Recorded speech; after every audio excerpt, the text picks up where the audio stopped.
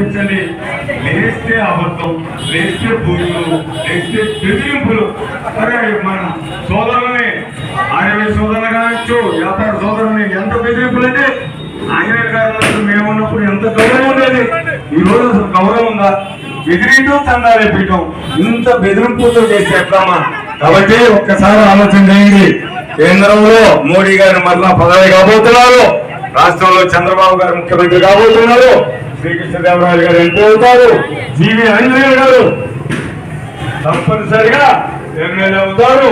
అదృష్టం ఉంటే ఆ శివుడితో మంత్రి అవుతారు. ఇది వాస్తవం.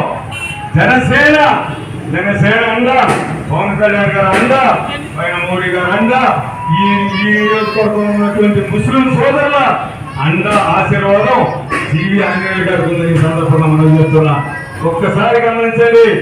ఎక్కడ కూడా జీవి ఆంజనేయులు గారికి ఏ మతానికి సంబంధించిన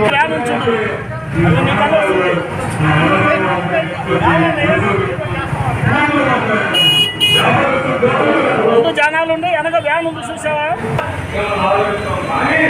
ఈ విధంగా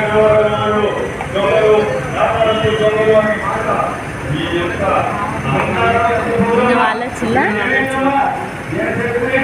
మరి ఇలా ఉంటే నీకు తెలిసేది.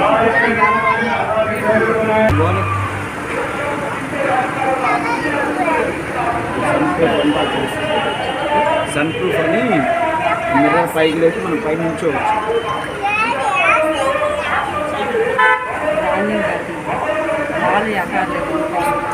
ముందు కావాలి అన్నీ అనుకుంటా.